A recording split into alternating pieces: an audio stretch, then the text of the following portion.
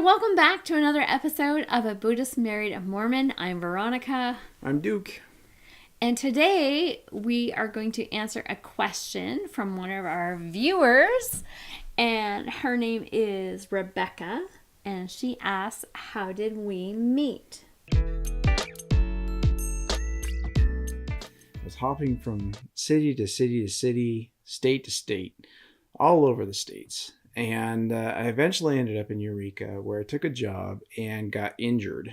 Because I was injured, I didn't qualify for unemployment because you have to be employable to get unemployment insurance.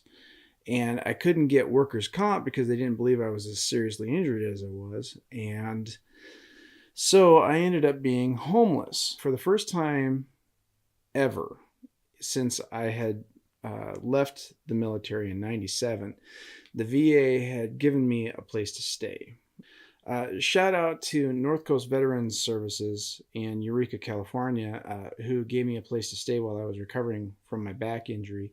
One day I was in therapy session and I was lamenting on and on and on about my woes with child custody. With your ex-wife. With my ex-wife. And, because you hadn't seen your daughter in a number of years. In a very long time. And it was just incredibly unfair and it was just awful.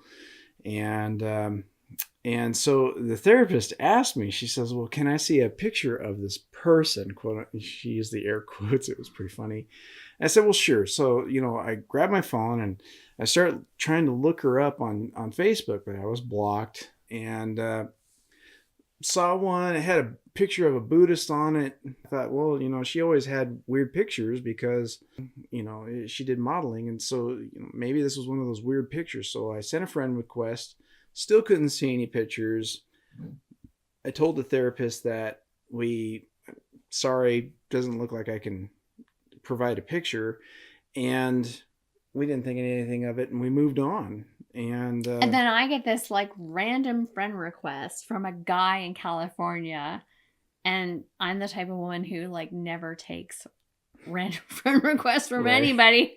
I'm in fact, I was even a little bit mean to him. I was like, well, excuse me, do I know you? And I was like, oh, I'm sorry. I thought you were my ex-wife. And she was like, well, who friends their ex-wife? And well, I looked at your profile and you don't look like a stalker. So, okay, we can be friends. It wasn't long before we were on Skype and it was amazing. We'd be on Skype for because I was injured. There was nothing else I could do. I was in a homeless shelter. So here's a little secret for all the ladies out there who want to have a guy and you want their undivided attention is you choose a guy in a homeless shelter for veterans who is injured because he only will have your undivided attention. You will have a captive audience. It's not like he can run away on you and go anywhere. It's true.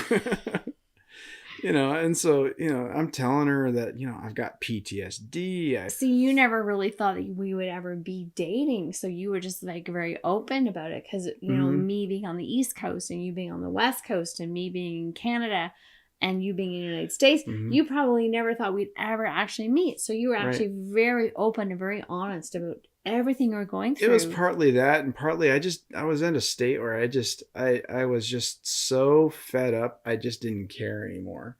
I was just like, she's either into me or she's not. I just don't care anymore. But actually, I found that for the first time, I had someone who was actually very open and very intimate and very willing to share what he was feeling and his thoughts and his emotions, which is very rare for a man. I remember a year prior to my injury where I was in Texas and I was feeling extremely alone and I had lost all interest in life. And I remember having a heart-to-heart with God, and you may recall our first episode where I talk about talking with God, and I strongly advise, recommend that you not be coy with God. He knows exactly what you're thinking, and you're not doing any favors pulling and he punches. If you're upset, you tell him. You tell him how upset you are. You don't hold back. And it's part of that relationship. It's part of truly connecting with God, because he already knows how you feel. And, you know, you need to be honest with yourself. You need to be honest with yourself.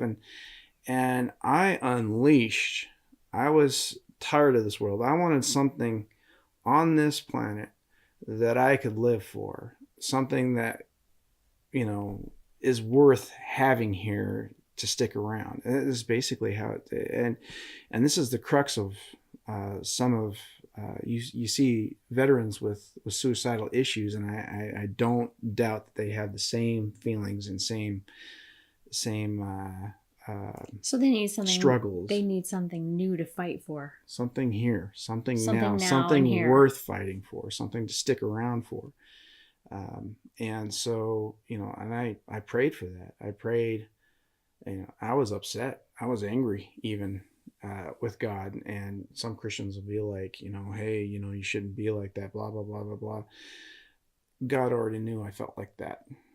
And it wasn't a full disclosure. It wasn't a full connection with him trying to pretend that I didn't feel like that. Because that's not intimacy. That's not intimacy. And if you want that close, intimate feeling with God, right, you need to be willing to open up your heart. You have to tell him. And he already knows. So you're not fooling him, trying to be respectful, trying to be blah, blah, blah, blah, blah. Trying to be all polite. Polite. No. He already knows how you really feel. So you might as well just tell him, and tell him what you want, and tell him why you want it. And what you need. You know, and what you need. And what I needed was my soulmate. At some point, we decided we were going to meet in Vegas. She had some air miles that she was going to have to use or lose. Now, it's funny because I was in a homeless shelter, and I wanted to make sure that I had a place to come back to after I visited. And see, you got to understand, they deal with veterans who have drug addictions, and I'm asking if I can go to Vegas and still have a place to come back to. Gambling, alcohol, drugs, prostitution, like all the worst. They call it Sin City for a reason. Right. And so they knew I was there because of a back injury. They knew that I was recovering, and but I still had to get approval. So I'm in this room with the director of the facility, and she says, "Well, why do you want to go to Vegas?" And I said, "I got to meet this woman. I don't know how to explain it to you. I got to meet her. I got to go." And she said, "That's the most romantic thing ever." And just stamp. Rubber stamp. Rubber stamp. Oh, bam. And we went, and it was fireworks. It was amazing. That was divine intervention. It was. A random friend request to a woman you thought was your ex-wife. Yeah. And we ended up just hitting it off. And then she is literally my soulmate. She is. I have no doubt about it. No, I would not be where I am without her right now. And so when you think of that, and you think of what I just told you about how we met, you know, which seems almost incredible. No, when you think about it. It is. And it goes further. When I was younger, I had a dream, a vision, where I do believe God spoke to me, and he presented an image of this woman, and he told me that when I find her, this soulmate, that it would be a love that would defy the logic and reason of a cold and calculating world. And consider what you just heard about how we met, and does that not fit the bill to the T? So I actually married someone who was living in a homeless shelter. She did. So thank you for tuning in for another episode of the Buddhist, Married, and Mormon. We look forward to including you on these episodes and conversations. We hope you join us again. Subscribe or follow. I don't know if the button will be up or down or where it is. It's somewhere around But come back again next time and leave us a comment, ask us a question. We might respond on a future show. You can always email us or chat with us backstage We have a community on patreon.com. Thank you for watching. Thank you for watching, and we'll see you next time. Goodbye.